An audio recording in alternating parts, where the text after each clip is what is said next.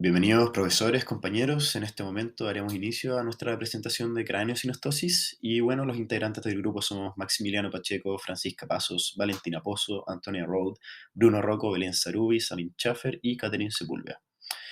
Bueno, en este momento pueden ver el índice de los temas que trataremos en esta presentación y yo partiré con la presentación de la patología y la epidemiología y luego veremos los siguientes temas que se pueden ver en pantalla. Bueno, primero que todo partiré hablando unas breves palabras acerca de algunos conceptos anatómicos que serán tratados con mayor profundidad por mis compañeros más adelante, pero que son importantes para partir hablando acerca del tema que veremos hoy. Bueno, dicho esto, el cráneo corresponde a un conjunto de huesos que forman la parte superior de la cabeza y que encierran y protegen el cerebro y otros elementos. Estos huesos son los que podemos ver en el esquema, pero no los mencionaré porque serán tratados con mayor profundidad posteriormente, como dije recién. Bueno, los huesos que conforman el cráneo de un recién nacido están conectados por medios de por medio de tiras flexibles de material fibroso llamadas suturas. El cerebro de un bebé crece rápidamente y las suturas permiten que las partes óseas del cráneo se expandan de forma pareja para hacerle espacio a este cerebro. Entonces, podemos decir que el cráneo de un bebé debe ser lo suficientemente duro para servir como una armadura que proteja al cerebro humano, y aún así debe seguir siendo lo suficientemente flexible para expandirse rápidamente en 3 dimensiones, duplicando su volumen en tan solo unos pocos meses. Bueno, ahora sí, entrando a la presentación como tal, la craneosinostosis corresponde a una enfermedad de malformación congénita que consiste en un cierre prematuro de las suturas de los huesos del cráneo. Estas suturas descritas anteriormente permiten fundamentalmente la deformación y expansión del cráneo para pasar por el canal de parto y también para permitir la expansión del cerebro en el primer año de vida. Este cierre prematuro de las suturas sucede antes de que el cerebro se forme completamente. Y a medida que el cerebro del bebé crece, su cráneo se puede ir deformando cada vez más. Por otra parte, cuando una sutura se cierra y los huesos del cráneo se unen prematuramente, la cabeza dejará de crecer solamente en esa parte del cráneo. En las otras partes del cráneo donde las suturas no se hayan unido, la cabeza del bebé seguirá creciendo. Cuando esto sucede, el cráneo adquiere una forma anormal, aunque el cerebro que está dentro haya alcanzado su tamaño normal. Sin embargo, a veces hay más de una sutura que se cierra prematuramente. En estos casos es posible que el cerebro no tenga suficiente espacio para alcanzar su tamaño normal. Esto puede generar una acumulación de presión dentro del cráneo. Muchos de los problemas que puede tener un bebé dependen de los siguientes puntos. Primero, ¿qué suturas se cerraron prematuramente? ¿Cuándo se cerraron las suturas? Y si el cerebro tiene espacio para crecer. A veces, si la afección no se trata, la acumulación de presión en el cráneo del bebé puede causar problemas como ceguera, convulsiones o daño cerebral.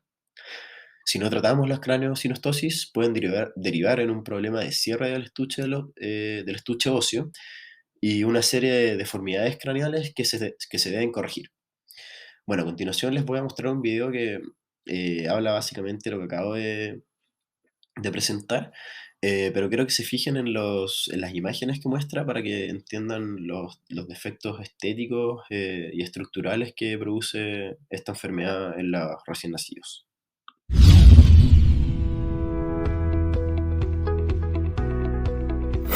La craneosinostosis es un padecimiento en el cual dos o más huesos del cráneo del bebé se fusionan de manera prematura por medio de las suturas. Estas al cerrar de manera prematura y dependiendo de las suturas, nos van a dar determinadas alteraciones en la forma del cráneo. Esto sucede en uno de 1700 pacientes. Bueno, ahora pasaré a hablar del siguiente tema que corresponde a la epidemiología de la enfermedad. Si es que alcanzaron a escuchar, en el video que acabamos de reproducir se menciona que esta patología afecta a una de cada 1.700 personas. En realidad la literatura varía bastante respecto a estas cifras, pero en general se dice que en el mundo, por cada entre 1 de cada 2.000 recién nacidos presentan esta enfermedad. En Chile se estiman de entre 143 a 239 casos al año de malformaciones del cráneo.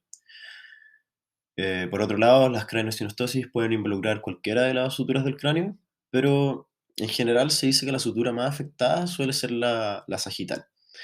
Variados estudios revela los porcentajes en que las suturas se ven afectadas, pero en general estos porcentajes varían. Pero lo importante es que el orden de las suturas afectadas se mantiene y es el que aparece en la tabla de la presentación. Bueno, finalmente los niños son los que se ven más afectados, de 2 a 3 veces más que los niños.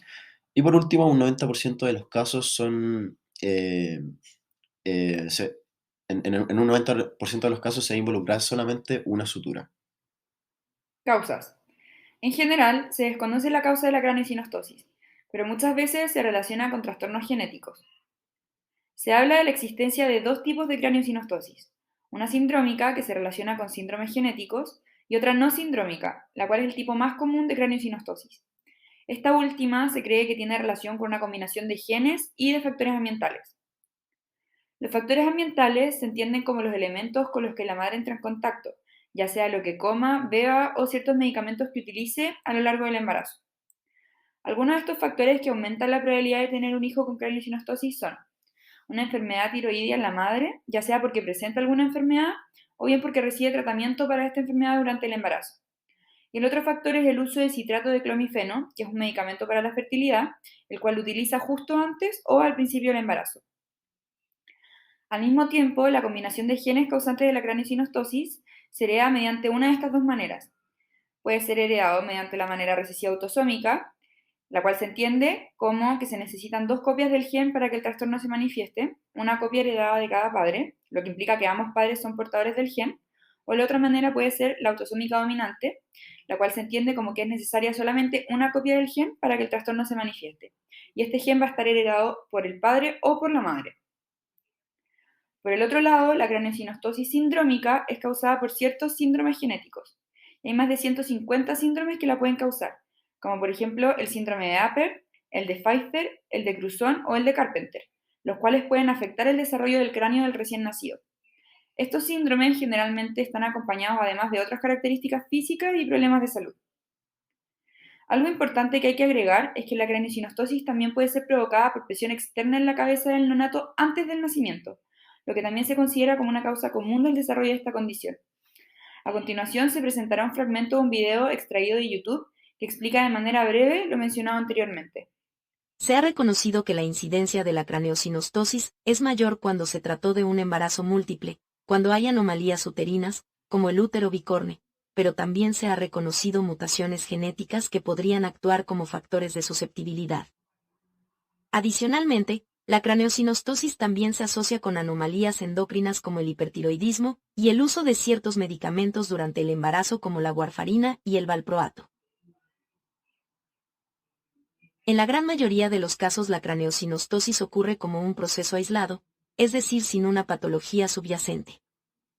Pero debe tenerse en cuenta que la craneosinostosis también podría ser parte de un síndrome más complejo. En esta tabla se enlistan algunos síndromes y sus alteraciones genéticas relacionadas.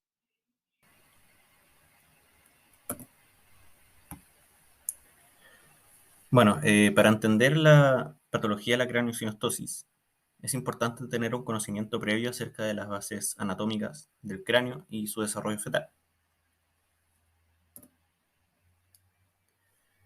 El cráneo como tal corresponde al conjunto de los huesos de la cabeza y este se divide en dos partes. El neurocráneo, que sería la porción más superior y posterior, la cual se encarga de proteger y almacenar al encéfalo y sus meninges dentro de la cavidad craneal.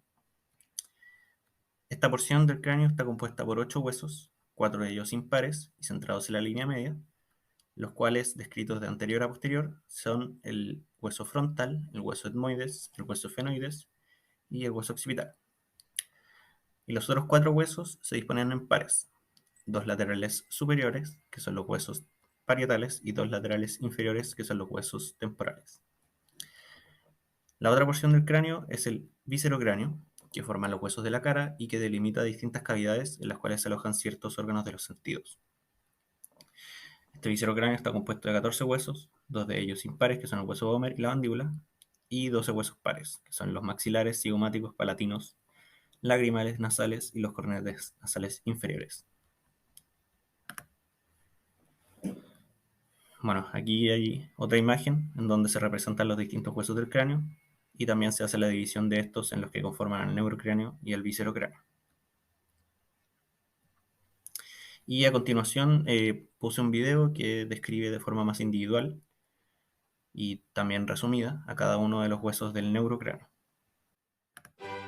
El cráneo está formado por 8 huesos, 4 de los cuales son impares: el frontal, el etmoides, el esfenoides y el occipital, y 4 son pares: los parietales y los temporales. Serán descritos en el orden en el que se presentan, de delante hacia atrás para la bóveda y de atrás hacia adelante para la base del cráneo. Son huesos planos, están tapizados por fuera por un periósteo delgado y por dentro por la dura madre. Están formados por 2 láminas de tejido óseo compacto, las tablas externa e interna, y entre ellas se encuentra una capa de tejido esponjoso de espesor variable, el diploe. Hueso frontal. Es un hueso único, mediano y simétrico. Ocupa la parte más anterior del cráneo. Está situado por delante de los parietales, del etmoides y del esfenoides. Cierra la parte anterior de la cavidad craneana. Articulado abajo con el etmoides, los huesos propios de la nariz, los huesos cigomáticos, también conocidos como malares, los lagrimales, también conocidos como inguis, y los maxilares superiores. Contribuye a reunir el esqueleto del cráneo a la cara y participa en la formación de las cavidades nasales y orbitarias. Hueso parietal. Este es un hueso par situado por detrás del frontal, por encima del temporal y por delante del occipital. Ocupa la parte lateral y superior de la bóveda del cráneo. Hueso occipital. Este es un hueso único, mediano y simétrico. Corresponde a la parte posterior-inferior del cráneo. Este hueso posee una gran importancia debido a que en él se encuentra el foramen magno o agujero occipital. Hueso temporal. Es un hueso par, situado en la parte lateral, media e inferior del cráneo. Contiene el órgano vestíbulo coclear, o sea, el aparato de la audición y de la estática. Hueso esfenoidal o esfenoides. Es un hueso impar, medio y simétrico, situado como una cuña en la base del cráneo entre los huesos que lo rodean. Este hueso es importante debido a que posee la llamada silla turca, que es donde se asienta la hipófisis, también conocida como glándula pituitaria. Hueso etmoides. Es un hueso mediano y simétrico. Se halla situado por delante del esfenoides y por detrás de la incisura etmoidal del hueso frontal. Contribuye a la formación de las cavidades orbitarias y nasales. Bueno, una vez explicada la división del cráneo y los huesos que lo conforman, cabe recalcar que el neurocráneo también se puede dividir en 2 partes. Y para esta división se proyecta una línea arbitraria que comienza anteriormente en la eminencia frontal media del hueso frontal. Después sigue un trayecto en diagonal hacia posterior e inferior para terminar en la protuberancia occipital externa que se ubica en la cara exocraneal del hueso occipital. De esta forma, el neurocráneo se divide en una calvaria que está hacia superior y una base craneal que está hacia inferior, las cuales describiré a continuación. La base craneal constituye el piso del neurocráneo y mirándola desde una vista superior o endocraneal, podemos ver que está conformada por una parte del hueso frontal, principalmente la porción orbitaria, por el hueso etmoides, que desde esta vista solo se alcanza a ver la lámina cribosa y apófisis cristalli de este hueso, el hueso esfenoides, ambos huesos temporales, el hueso occipital y la parte más inferior de los huesos parietales. Cabe mencionar también que la base craneal se divide en 3 fosas craneales en donde se apoyan distintas regiones del encéfalo, que serían la fosa craneal anterior, fosa craneal media y fosa craneal posterior, que están delimitadas por estas 2 líneas imaginarias que se forman por detalles óseos de los huesos temporales y del hueso esfenoides. Por último, la calvaria o bóveda craneal es el techo del neurocráneo, y los huesos que lo conforman son el hueso frontal, los huesos parietales y la parte más superior del hueso occipital. Todos estos huesos tienen en común que son huesos planos y que se encuentran unidos entre sí por suturas fibrosas engranadas o dentadas, las cuales serán explicadas más adelante. Y también esta parte del neurocráneo resulta ser la más importante o relevante para el estudio de la craneosinostosis, debido a que el cierre prematuro de las suturas y fontanelas de la calvaria en el desarrollo fetal es la razón más común de esta patología. Continuando con la osificación del cráneo, esta se divide en osificación directa e indirecta, siendo la directa intramembranosa y la indirecta cartilaginosa. La osificación de tipo intramembranosa consiste en, a partir del tejido mesenquimático, se diferencian células en osteoblastos, los cuales son células que generan matriz de colágeno. Esta se calcifica, generando las trabéculas óseas y finalmente el hueso. La osificación de tipo cartilaginosa consiste en, a partir del tejido mesenquimático, se diferencian las células en condroblastos, los cuales se encargan de generar cartílago de tipo hialino. Estos van a generar un molde de lo que va a ser el futuro hueso.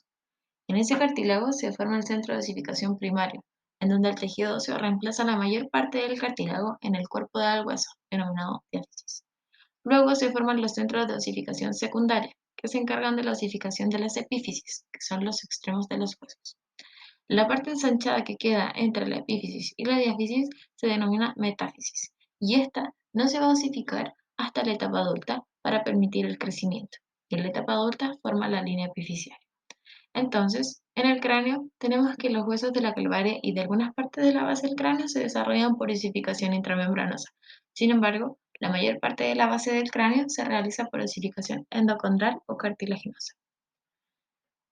Dentro de las articulaciones del cráneo tenemos la sinartrosis, que son articulaciones sin movimiento, que entre ambas estructuras articulares existen fibras colágenas, que unen entre sí ambos huesos e impiden este movimiento. Dentro de ellas tenemos las suturas, que son articulaciones fijas que unen los huesos de las estructuras óseas. Los bordes que se unen entre sí se realizan con fibras de tejido conectivo, como ocurre entre los huesos parietal y frontal, como se observa ahí en el GIF. Y las articulaciones de tipo cartilaginosas son articulaciones que unen huesos con cartílago hialino o fibrocartílago. Dentro de ellas tenemos la sincondrosis, que son articulaciones sin movimiento, en las cuales en un principio permite que se doblen ligeramente, pero al tener osificación, luego normalmente se fusionan ambas superficies articulares, como ocurre, por ejemplo, entre el hueso esfenoides y el occipital, aquí en esta segunda imagen. Dentro de las suturas del cráneo tenemos la sutura frontal, que se extiende desde la parte superior de la cabeza, pasando por el medio de la frente, hacia la nariz, uniendo a los dos huesos frontales. Tenemos la sutura coronal, que une a los huesos parietales con los huesos frontales. Tenemos la sutura sagital, que se extiende desde la parte anterior hacia la parte posterior de la cabeza, uniendo a los dos huesos parietales. Y tenemos la sutura lamboidea, que se extiende por la parte posterior de la cabeza une cada hueso parietal al occipital. Pero estas suturas no todas son iguales. Tenemos diferentes tipos. Tenemos las dentadas, que las superficies son cerradas, por lo tanto los huesos se engranan entre sí, como ocurre entre el frontal y el parietal. Tenemos suturas planas, o sea, escamosas, perdón, que están sobrepuestas. Un hueso sobrepasa al otro. Tenemos suturas planas, que ocurren entre superficies articulares planas, es decir, sin dientes, como ocurre entre los huesos nasales. Y tenemos esquindilesis, que es una superficie en forma de cresta que se articula con una ranura. Dentro de las características del cráneo fetal, tenemos que el cráneo de un recién nacido es desproporcionadamente grande en comparación con otras partes del esqueleto. Sin embargo, tenemos que su cara anterior es pequeña en comparación a la calvárea, pues constituye alrededor de una octava parte del cráneo. Además, este gran tamaño de la calvárea es consecuencia del crecimiento y desarrollo precoz del cerebro y los ojos. Por otro lado, tenemos que la elasticidad de los huesos craneales del feto les permite resistir fuerzas que provocarían fracturas en el cráneo de un adulto. Además, otras características, tenemos que las suturas le permiten al cráneo que aumente de tamaño en relación al crecimiento del cerebro. Tenemos las fontanelas, que van a separar los huesos de la calvárea. Y tenemos que las dos mitades del hueso frontal se hallan separadas por la sutura frontal, la cual tiende a desaparecer hacia los 2 años de edad, pero si esta llega a persistir, se denomina sutura metópica. Ahora, las fontanelas. Las fontanelas conforman 6 áreas de tejido conectivo denso correspondiente a la unión de 2 o más suturas.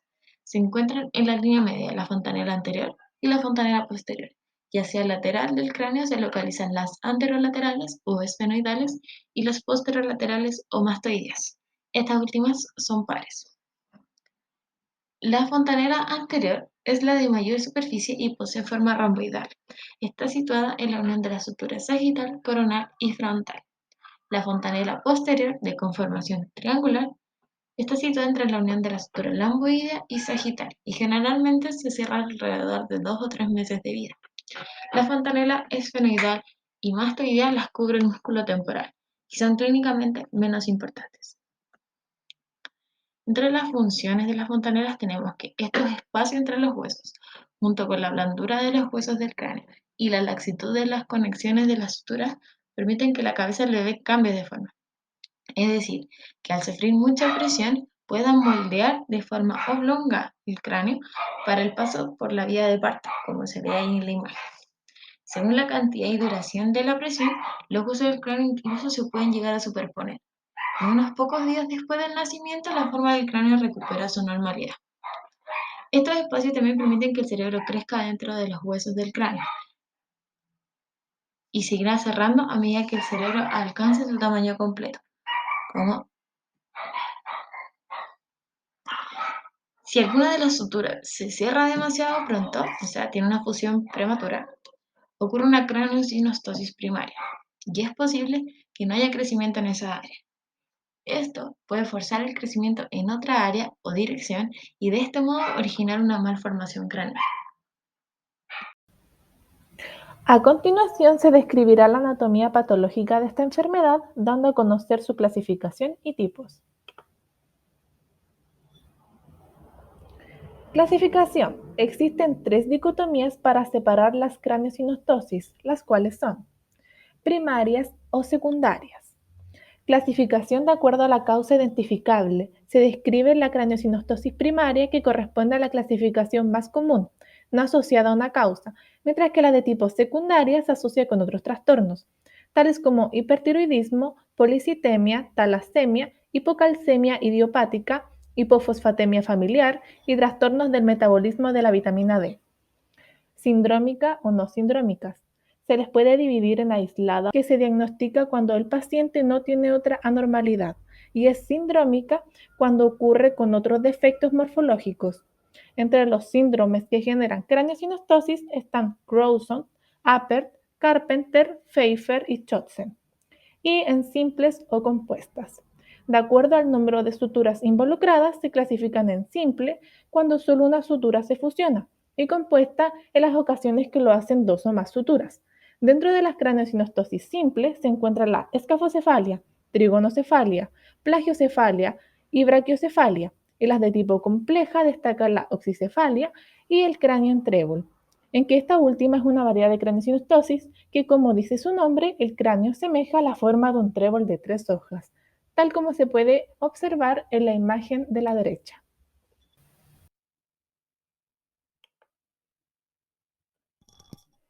Tipos. Esta enfermedad está relacionada con la sutura o suturas afectadas y según la conformación que adopte recibirá diferentes denominaciones que veremos a continuación. Escafocefalia. Se produce por el cierre de la sutura sagital, tomando el cráneo forma alargada en sentido anteroposterior con disminución del diámetro biparietal. La frente es ancha en relación con la región occipital y puede palparse un reborde óseo a todo lo largo de la sutura sinostosada. Este es el tipo de craneosinostosis más común. Trigonocefalia, producida por el cierre de la sutura metópica, caracterizada porque la parte superior de la cabeza del bebé podría tomar una forma triangular, o sea, angosta en la parte de adelante y ancha en la parte de atrás. Las órbitas tienen forma oval y los ojos aparecen anormalmente juntos, a lo que se llama hipotelorismo. Plagiocefalia se presenta del tipo anterior cuando una de las suturas coronales se cierra prematuramente. El bebé puede presentar aplanamiento en la frente en el lado del cráneo que se haya cerrado antes de lo que es debido. Además, la cuenca del ojo de este lado de la cabeza puede elevarse y la nariz estirarse, también hacia ese lado. Y posterior, si la sutura lamboidea se cierra prematuramente, la cabeza del bebé podría aplanarse en la parte de atrás. Turricefalia o braquiocefalia. Se produce por el cierre completo de la sutura coronal, presentándose un cráneo en torre. Y por último, oxicefalia.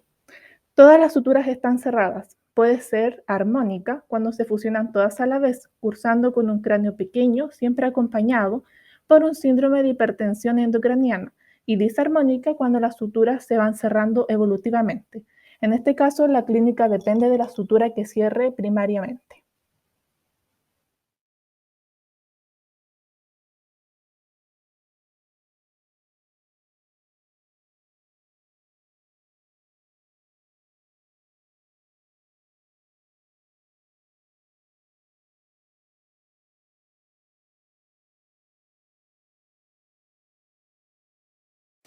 La semiología de la craneosinostosis consta de los signos, que son manifestaciones clínicas objetivas, los síntomas, percepciones subjetivas y los métodos de diagnóstico. Esta patología es generalmente detectada al poco tiempo luego del nacimiento, pues los signos suelen ser bastante evidentes en ese momento. Pero hay ocasiones en las que puede tomar más tiempo, debido a que se vuelven más visibles durante los primeros meses de vida. Por lo general, el primer signo de la craneosinostosis es la forma normal del cráneo, con características tales como falta de fontanela en el cráneo del bebé, desarrollo de un reborde duro y elevado a lo largo de las fontanelas y suturas afectadas, crecimiento anómalo, lento o incluso falta de crecimiento en la cabeza del bebé a lo largo del tiempo y alteraciones de fondo de ojo. En los síntomas pueden presentarse compromiso neurológico y alteraciones de la vista. La craneosinostosis requiere de la evaluación de especialistas como un neurocirujano pediátrico o especialistas en cirugía plástica y reconstructiva. En cuanto al diagnóstico, se comienza con la entrevista, en la que se busca identificar factores de riesgo. Luego, la exploración física buscando anomalías en el cráneo,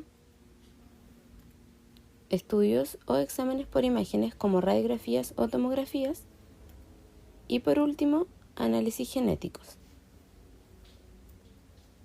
Con el interrogatorio o entrevista se busca identificar factores de riesgo como enfermedades congénitas, embarazos múltiples, alteraciones uterinas y el uso de medicamentos durante el periodo de gestación.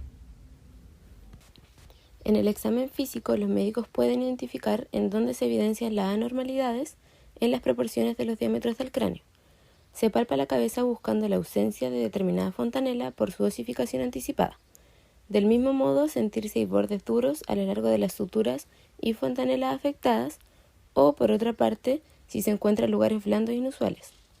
Se revisará también deformaciones en la cara y es necesario buscar alteraciones morfológicas en el resto del cuerpo. Si tras la exploración física se sospecha de una craneosinostosis, se solicitan más pruebas a modo de confirmación, como por ejemplo las pruebas por imágenes como radiografía.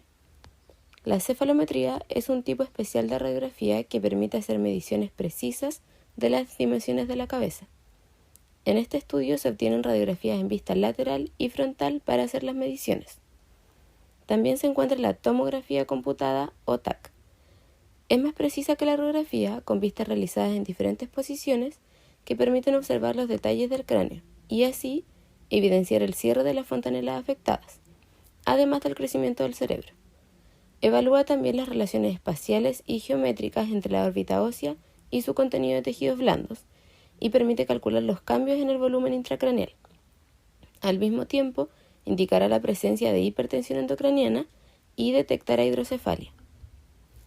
También se puede utilizar la resonancia magnética o ecografía craneal. Las fontanelas fusionadas se identificarán por su ausencia, porque estas son invisibles una vez osificadas, o por el reborde de la línea de la sutura. Y por último, fotografías y un escáner láser para realizar mediciones aún más precisas de la forma del cráneo. Como último método están los análisis genéticos. Si se supone un síndrome genético preexistente, estas pruebas ayudarán a identificar polimorfismos y mutaciones. A continuación, se presenta un video que ayudará a comprender de mejor forma en qué consiste la tomografía computarizada. Una tomografía computarizada TC, también conocida como tomografía axial computarizada o TAC, es una prueba diagnóstica indolora que usa rayos X y computadoras para crear imágenes transversales de los huesos y los tejidos dentro de su cuerpo. Durante la tomografía computarizada, usted estará acostado sobre una mesa que pasa lentamente a través del túnel. A medida que avanza el túnel, un anillo gigante llamado gantry o garganta tubular girará alrededor de su cuerpo. El gantry contiene un tubo que libera haces de rayos X y los detectores que miden la cantidad de radiación absorbida por su cuerpo. A medida que el gantry gira, las haces de rayos X capturan muchas vistas de su cuerpo desde diferentes ángulos. Los detectores envían los datos a la computadora, la cual creará las imágenes transversales de los huesos y tejidos blandos dentro de su cuerpo. Una vez realizado el diagnóstico mediante la dismorfia craneal, se puede identificar el tipo de craneosinostosis. A continuación, describiremos las posibles consecuencias que pueden presentar los pacientes con craneosinostosis. En esta afección, gracias a que los huesos del cráneo se fusionan prematuramente, el cerebro no se desarrolla como debería y aparecen malformaciones o alteraciones encefálicas, tales como la hidrocefalia. La hidrocefalia se describe como la acumulación de líquido cefalorraquídeo en los ventrículos cerebrales. Además, puede haber una microcefalia, defecto donde la cabeza del infante en cuestión es de menor tamaño en comparación con el tamaño de la cabeza de infantes de la misma edad y de sexo. Además, se puede presentar un aumento exagerado en la presión intracraneal. Los pacientes que presentan un aumento exagerado en la presión intracraneal pueden presentarse clínicamente con crisis epilépticas, una lesión en un par craneal que viene acompañado de un defecto motor, vómitos e irritabilidad, y exoftalmos, un término que es usado para describir los globos oculares que sobresalen de su posición anatómica normal. Se describen además algunas alteraciones craneofaciales, como por ejemplo el prognatismo, que es una deformación que provoca que el mentón sobresalga excesivamente, ya sea porque el hueso maxilar está subdesarrollado y es de menor tamaño, o porque la mandíbula está desarrollada en exceso. Además, pueden haber dismorfias en el pabellón auricular, que se pueden presentar como una implantación baja de este pabellón o algunas alteraciones en su formación. Los pacientes presentan un escaso desarrollo en sus conductos óseos. Este escaso desarrollo puede causar afecciones como ceguera, sordera, anosmia, que es la pérdida parcial o completa del sentido del olfato, y oftalmoplegia. La oftalmoplegia es un trastorno del sistema oculomotor que impide realizar movimientos voluntarios del globo ocular. También se han descrito alteraciones en las extremidades, como por ejemplo la sindactilia. La sindactilia se presenta como una fusión entre los dedos. Además, existe una polidactilia que se caracteriza por la existencia de dedos supernumerarios, es decir, en vez de tener los normales 5 dedos, los pacientes presentan 6 o más dedos. Por último, se describe la braquidictalia, que hace referencia a dedos desproporcionalmente cortos en las manos o pies. Los pacientes también pueden presentar algunas consecuencias neurológicas, como por ejemplo retrasos del desarrollo y discapacidades intelectuales de menor o mayor gravedad. Ellos también pueden presentar desorientación y descoordinación y algunas dificultades motoras al momento de realizar acciones. Y por último, también pueden presentar convulsiones o discapacidades sensoriales. Adicionalmente, los pacientes también pueden presentar cardiopatías congénitas, además de criptorquidia. La criptorquidia es la falta del descenso testicular permanente al escroto. Además, pueden tener problemas en la regulación del peso y pueden presentar obesidad, y pueden presentar consecuencias psicológicas secundarias a la deformidad craneal, incluyendo una baja autoestima, síntomas de depresión como la bulia, entre otros. A continuación, veremos un video que explica y resume las complicaciones que pueden tener los pacientes con craneosinostosis. Las deformidades por craneosinostosis deben ser tratadas, ya que de lo contrario puede ocurrir que el aumento de la presión intracraneal inhiba el crecimiento cerebral. Otras de las complicaciones que se asocian son el deterioro de las funciones cognitivas y del neurodesarrollo, déficits de la visión y la audición. Y además, también debe considerarse el impacto en el autoestima y el aislamiento social debido a la apariencia. Ahora continuaremos con los tratamientos. La craneosinostosis siempre requiere cirugía. Dependiendo del cierre de la sutura y la edad en la que se diagnostica la patología, se hace una cirugía más o menos invasiva.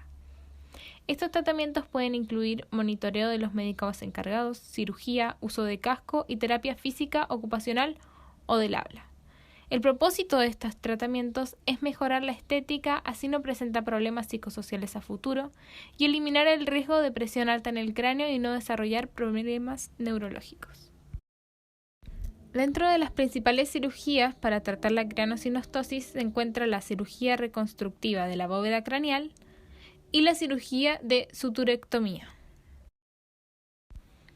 La cirugía reconstructiva de la bóveda craneal es la cirugía abierta tradicional de la craneosinostosis, que es mucho más agresiva. Se recomienda realizar si el bebé tiene más de 4 o 6 meses de edad y más de una sutura cerrada. Se realiza remodelación de toda la zona fronto-orbitaria y de la bóveda craneal. 1. Los cirujanos crean una incisión ondulada en el cuero cabelludo. La posición depende de la parte del cráneo que se esté trabajando. 2. Una vez expuesto el cráneo, extraen una tira de hueso de la sutura cerrada, abriendo la sutura. 3. Se pueden hacer cortes adicionales para ayudar en la remodelación del cráneo. 4. No extraen únicamente una tira de hueso y realizan muchos cortes en el cráneo, remodelándolo ampliamente. Los niños que tienen esta cirugía no usan casco para remodelar, sino solo algunas veces por protección hasta que el hueso del cráneo sea suficientemente fuerte. Cirugía de suturectomía. Esta es una cirugía mínimamente invasiva. Se recomienda realizar entre los 2 a 4 meses de edad y si solo tiene una sutura cerrada. Tiene una menor pérdida de sangre que la cirugía reconstructiva de la bóveda craneal. Suele necesitar uso de casco luego de la operación. Puede ser endoscópica o no, según estime el cirujano encargado. 1. Se realizan pequeñas incisiones con el tamaño suficiente para que entren instrumentos quirúrgicos. 2. Se inserta un tubo delgado con una cámara de video por la incisura cuando es endoscópica. 3. Extraen una tira estrecha de hueso a lo largo de la sutura. 4. Después de la cirugía se realizan medidas craneales para la creación de un casco especial para ayudar a modelar la forma de la cabeza, el cual se usa entre 6 a 8 meses. A fin de corregir tanto la deformidad estética como la inextensión del cráneo. Realmente, en manos de un equipo experto, en una unidad donde tanto cirujanos como anestesistas como equipo de enfermería y auxiliar estén bien coordinados, las opciones de tener una buena evolución y mínima morbilidad son muy altas. Y el resultado de estos pacientes generalmente es muy satisfactorio. En conclusión, para finalizar con la presentación, tenemos que esta patología se trata principalmente del cierre temprano de las suturas del cráneo. En sí no es muy común, ya que afecta a 1 de cada 2.500 bebés recién nacidos, pero si no se realizan los tratamientos adecuados en una temprana edad, esta puede tener graves consecuencias, más que nada neurológicas para la persona por la presión en el encéfalo que se genera. Estos presentan distintos tipos, los que tendrán distintas complicaciones y mecanismos de tratamiento según lo determinado por los médicos especializados. Muchas gracias por su atención.